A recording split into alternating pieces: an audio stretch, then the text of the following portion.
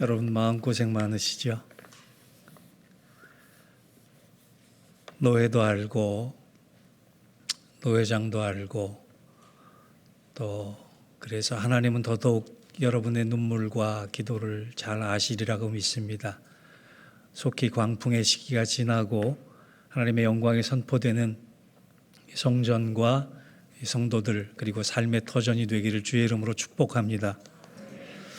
여러분이 잘 알고 계시는 헨리 나우엔이라고 하는 분이 이런 말을 했습니다.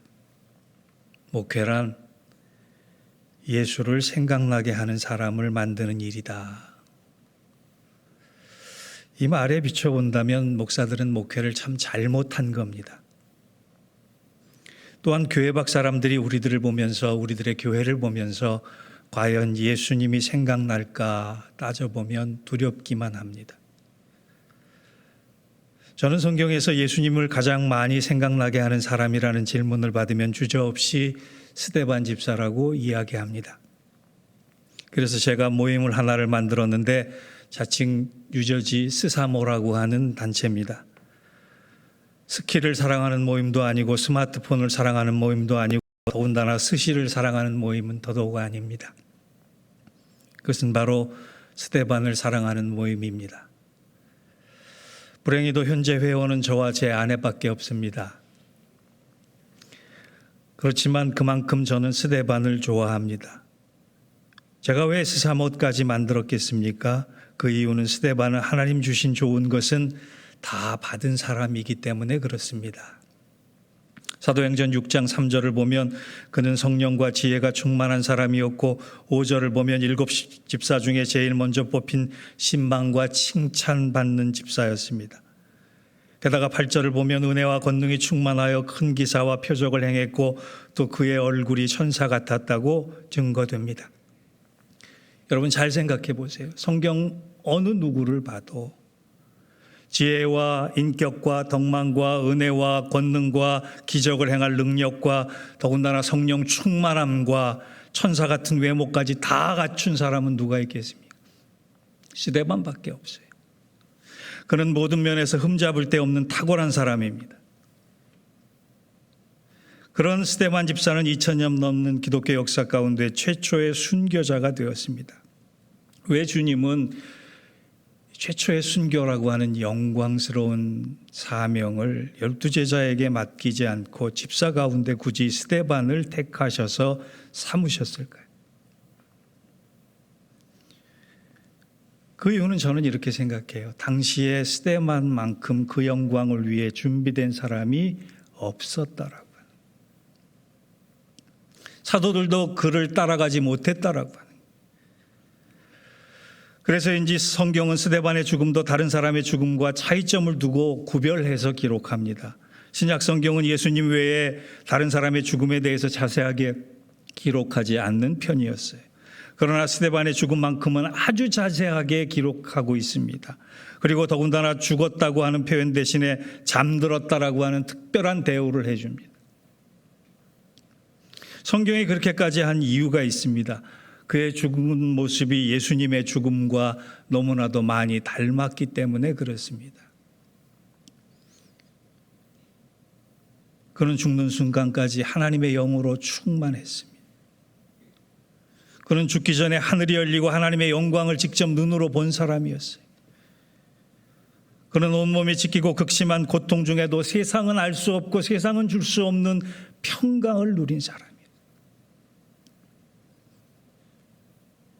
자신을 죽이는 원수까지 용서해달라고 사랑을 위해 죽음을 넉넉히 환대했던 승리의 사람이었어요. 누가 생각납니까? 스데반의 죽음을 보면 예수님이 생각나지 않으십니까?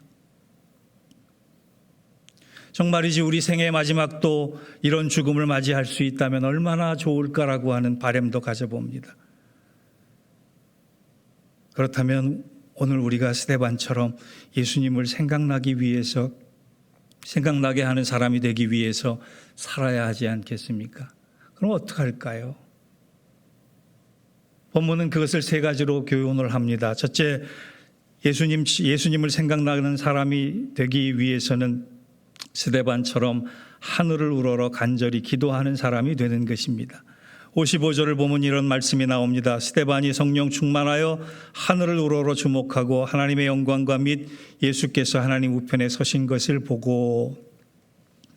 사도행전 저자 누가는 본문에서 한 단어를 통해 예수님과 스데반을 공통적으로 묶어버리는데 그 단어가 뭐냐? 하늘을 우러러라고 하는 단어예요. 여러분, 하늘을 우러러라고 하는 단어는 복음서에 5번이 나오는데 예수님 사역의 가장 중요한 순간마다 등장하는 단어입니다. 예를 들어서 오병이어의 기적, 죽은 나사로를 살리기 전 십자가의 죽음을 앞에 두고 주님께서 기도하시던 모습을 하늘을 우러러라고 하는 단어와 연결시켜서 표현해요. 예수님의 삶의 중요한 순간마다, 결단의 순간마다, 눈물의 순간마다 주님은 눈을 들어 하늘을 우러러 하나님을 바라봤다라고 하는 거예요. 그것을 사도 바울, 스데반과 연결시켜서 공통점을 찾는 거예요. 그런데 우리는 어떻습니까? 매일같이 하늘을 우러르는 대신에 땅을 우러르고 살고 있지는 않습니까? 땅만 보고 일하고 사람 보고 일하고 일만 보고 일하고 문제만 보고 있는 중에 언제 하늘을 우러르냐는 말이에요.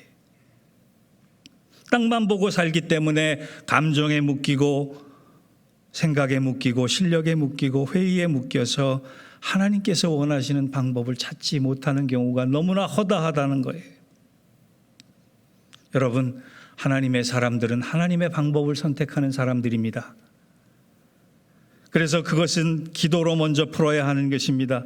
기도란 사람에게 입을 닫고 하나님에게 먼저 입을 여는 일입니다. 기도란 내 문제를 내 방법이 아닌 하나님의 방법으로 풀겠다라고 하는 결단입니다. 여러분, 우리가 잘 알아야 할 것이 있어요. 신앙생활에서 거룩한 기도를 대체할 수 있는 것은 아무것도 없다는 거예요. 기도밖에 없는 거예요. 여러분, 기도의 줄을 놓고 믿음 생활을 하고 계시지는 않습니까? 사람들은 유저지 장로교회에 대해서 요즘 특별한 관심을 가지고 있습니다. 제가 실제로 들었던 말 중에는 그 교회는 참 역사가 깊은 교회야. 선한 사람이 많고 신앙 좋은 사람이 많고 인물 좋은 사람이 많은 교회야. 그런데 문제가 생겼대. 거기까지는 누구나 할 수 있는 얘기예요.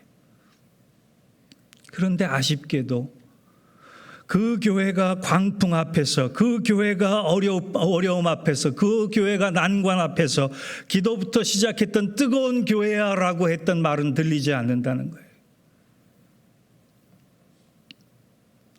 1세기 초기 원형교회를 태동시킨 두 기둥은 기도하는 성령들과 성도들과 그 위에 임한 성령의 역사였습니다. 유저지 장로교회가 어려움을 겪을 수 있다라고 하는 것은 있을 수 있는 일이에요. 그런데 다른 것보다 가장 우선적으로 그 시기에 들어야 할 말이 있습니다. 그 교회가 문제 앞에서 기도하기 시작했다라고 하는. 여러분, 지상의 교회는 완전하지 않습니다. 제도적 교회는 항상 세움과 동시에 무너짐의 역사가 있었던 것이 교회 역사였어요. 그때 필요한 것이 회복력이라고 하는 거예요. 회복력. 그런데 그 회복력은 다른 것이 아니에요. 재정도 아니에요. 사람의 숫자도 아니에요. 건물도 아니에요. 결국 그 공동체가 얼마나 뜨겁게 기도하느냐에 따라서 건강한 교회가 되느냐 아니냐가 결정나는 거예요. 사무엘서를 읽어보십시오. 하나님은 사사시대의 혼란으로부터 구원하시기 위해서 위대한 첫 장면을 한나의 연약한 한나의 기도로 시작하는 그 장면을 우리에게 보여주고 계시잖아요. 하나님은 이스라엘 역사를 구원하시기 위해서 시스템을 바꾸지 않았습니다. 정권을 바꾸지 않았습니다. 사람을 바꾸지 않았습니다. 한 연약한 여인의 기도를 통해 내가 일하겠다라고 다짐하시고 결단하시고 실행하셨다는 거예요. 사랑하는 성도 여러분, 기도부터 뜨거워지는 여러분들 되시기를 주의 이름으로 축복합니다. 스데반처럼 죽음 앞에서도 하늘을 우러러서 기도할 수 있는 그 뜨거운 갈망이 여러분 안에 있을 때 교회는 물론이요, 여러분의 삶과 하나님 나라가 회복되는 놀라운 은혜와 축복이 있을 것입니다.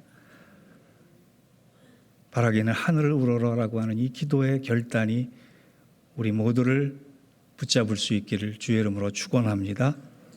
두 번째, 예수님을 생각나게 하는 사람이 되기 위해서는 자기 삶을 항상 하나님의 영광이라는 가치와 연결시켜 사는 거예요. 55절과 56절을 제가 다시 한번 읽겠습니다. 스데반이 성령 충만하여 하늘을 우러러 주목하여 하나님의 영광과 및 예수께서 하나님 우편에 서신 것을 보고 말하되 보라 하늘이 열리고 인자가 하나님 우편에 서신 것을 보노라 한데, 이 말씀에 의하면 스데반이 하늘을 우러를 때 가장 먼저 보고 싶었던 것이 있어요. 그게 하나님의 영광이에요.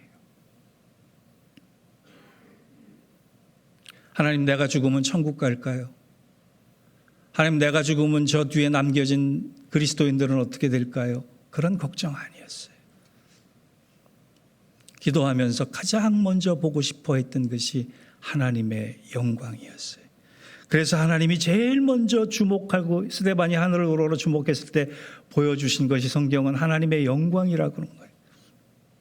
그럼 이 하나님이 보여주신 영광이 무엇일까요? 그것은 감당할 수 없는 광채가 아닙니다. 그 순간 보여주신 하나님의 영광은 다름 아니라 함께하고 계시는, 죽음의 순간까지도 함께하고 계시는 하나님의 사랑이었어요. 조금 더 구체적으로 살펴보겠습니다. 구약에서 하나님의 영광을 가장 보고 싶어 했던 사람은 모세입니다. 출애굽기 33장을 보면 모세가 하나님의 영광, 하나님께 영광의 모습을 보여달라고 요청을 합니다. 그때 하나님이 보여주신 것이 있어요. 하나님의 등입니다. 하나님의 뒷모습입니다. 하나님은 실제로 우리처럼 이렇게 배가 있고 등이 있다라고 이해하시면 되지 않고, 하나님이 등을 보여주신 이유는 모세보다 앞서 행하시면서 앞장서서 인도하셨던 하나님의 흔적을 보여주신 거예요. 하나님의 영광을 보여달라고 할 때 하나님이 보여주신 것은 출애굽의 모든 순간부터 갈대상자 혼자였을 때, 홍해를 건널 때, 미디안 광야에서 고독할 때 하나님이 함께 안 보이시는 하나님이 걸음걸음 인도하심을 보여주셨다라고 하는. 스데반이 본 것이 짧은 찰나의 순간에 내 인생을 붙잡고 계시고 나와 함께 계시고 나를 사랑하셨던 하나님의 동행을 본 것입니다. 한 번도 나를 잊으신 적이 없고 나를 외면치 않으시고 나를 버리지 않으신 하나님의 붙잡고 계심을 본 것이, 그 죽음의 순간까지도 하나님께서 붙잡고 계심을 보는 순간 스데반은 그 돌로 맞는 고통을 평강으로 바꿀 수 있었던 것입니다.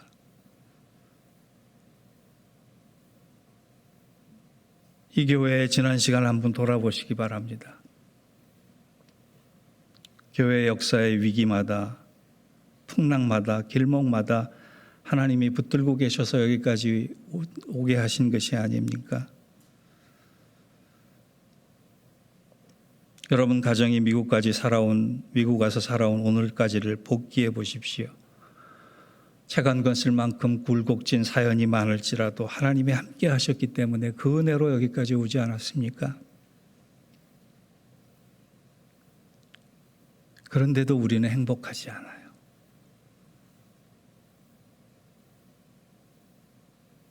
하나님의 영광과 하나님의 붙드심을 잊고 살기 때문에 그렇습니다.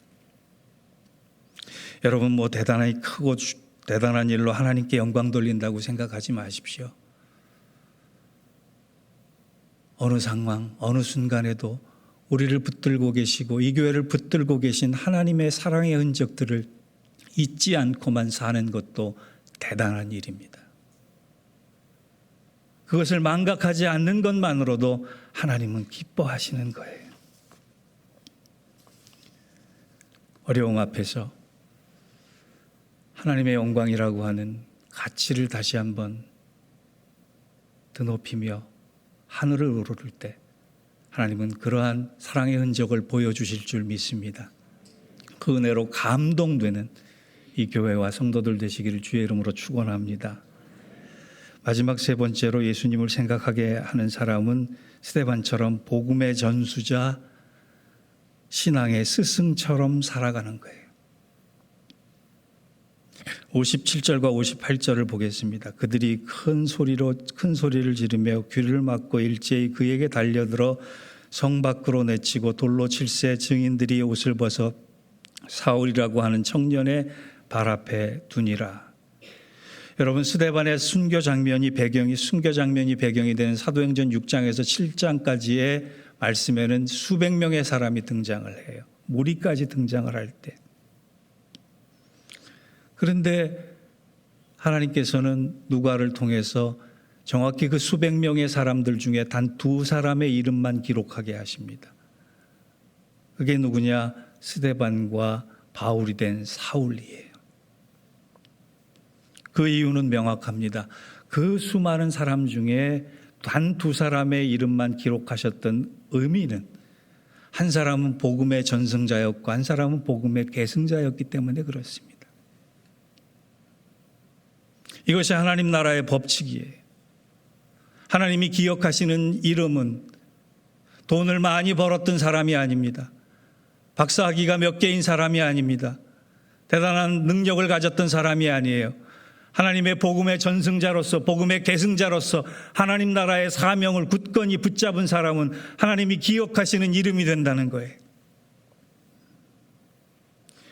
복음의 전승자인 스데반의 죽음이 없었다면 복음의 계승자인 바울이 나오지 않았습니다. 그의 순교가 없었다면 바울도 없었고, 바울도 없었다면 2000년 교회사의 초석이 다져지지 않았습니다. 저는 많은 그리스도인들이 매주일 설교를 듣지만 왜 삶이 변화되지 않을까라는 생각을 해봤습니다. 여러 이유가 있을 거예요. 그런데 그 중에 제가 주목하고자 하는 이유는 아무리 둘러봐도 주위에서 모범이 될 만한 그리스도인의 삶을 본 적이 없기 때문에 그렇다는 거예요. 처음 예수를 믿은 사람이 내가 누군가를 본받고 싶은데 그 사람이 주위에서 안 보인다는 거예요. 그 사람이 가정에서 안 보인다는 거예요. 그 사람이 교회에서 안 보인다는 거예요. 목사도 본받을 만한 사람이 없고 장로도 권사들도 본받을 만한 사람이 없고 아버지와 어머니들도 본받을 만한 신앙의 모범이 안 되고 있는 시대를 사는 것이 기독교의 비극 아닙니까? 여러분들의 기도 제목 중에 중요한 기도 제목이 있어야 합니다. 하나님, 내가 신앙적 스승으로 살아갈 수 있는 모델로 살아가기를 원합니다. 이 능력을, 이 은사를, 이 재능을, 이 신앙을 저에게 허락해 주십시오라고 기도해야 될 것입니다. 스데반의 죽는 모습이 청년 사울에게 충격이 됐습니다. 믿음의 삶이란 저런 것이구나, 감동을 주었다라고 하는 것이에요.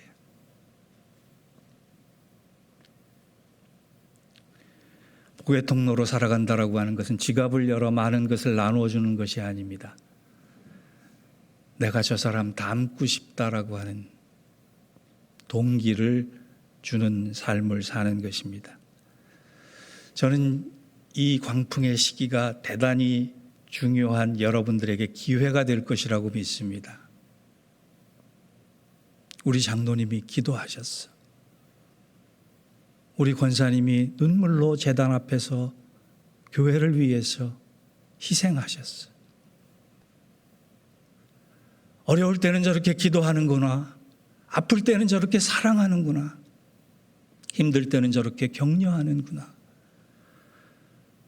나도 저 장로님 닮고 싶다. 나도 저 권사님 닮고 싶다. 그런 기회가 주어진 것이에요.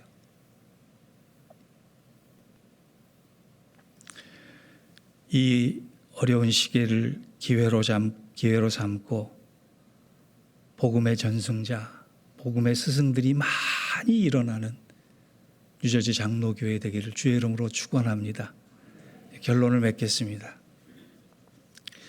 일부 예배부터 너무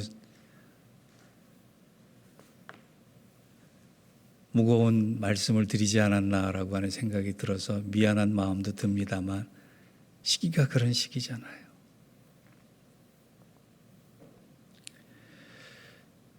제가 작년에 노회장 임무 수행차 한국의 자매 노회를 방문하는 일이 있었습니다. 그 중에 동기 목사님 한 분이 저를 반갑게 맞아주시면서 제가 인사를 마치고 내려오자 잠깐 차를 한 잔 마셔도 되겠냐고 물어보시더라고요. 오래간만에 만나서 서로의 안부를 묻는 중에 오늘 노회에 시무사임 청원을 하러 왔다는 거예요. 동기 목사님 중에 중형교회를 담당하시고 모범적인 목회자와 인격으로 아주 존경을 받는 그 목사님이 갑자기 시무사임 청원을 하기 위해서 노회에 왔다는 얘기를 듣고 깜짝 놀라서 무슨 일이 있었느냐 물어봤어요. 교회에 무슨 일이 있냐고 물어봤어요. 아니래요. 그 이유를 물어보니 신학교 때 하나님께 드린 약속을 지키려고 해서 때가 지금밖에 없는 것 같아서 결단을 했다. 그래서 무슨 약속이냐 그랬더니 은퇴 전에 인생의 11조인 7년을 산간벽지의 농촌교회를 위해서 헌신하겠다라고 약속을 했다는 거예요. 그런데 기막힌 것은 그 다음 주일에 부임하는 농촌의 산간벽지의 교회 교인이 딱 한 명 있는 교회예요.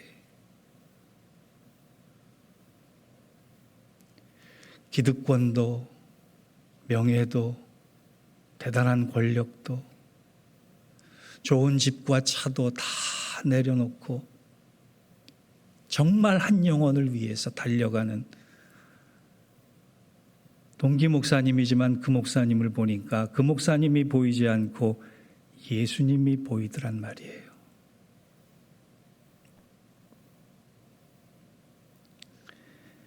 하나님은 여러분을 통해 이 교회를 통해 세상에 보여주고 싶으신 것이 있을 줄 믿습니다. 여러분 무엇을 이루고 무엇을 자랑하고 무엇을 가지기를 원하십니까? 내 인생에 누군가 나를 보면 예수님 생각나는 사람이 되기를 원한다.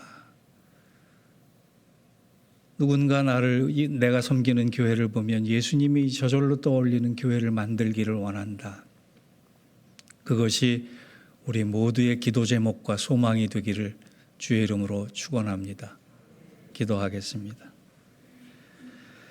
하나님 아버지, 어려운 강풍 가운데 놓여 있는 주의 몸된 제단을 기억하여 주시기를 원합니다.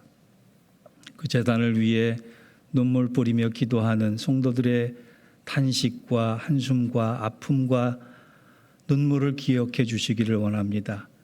그리하여 이 기회를 통하여서 다른 것이 아니라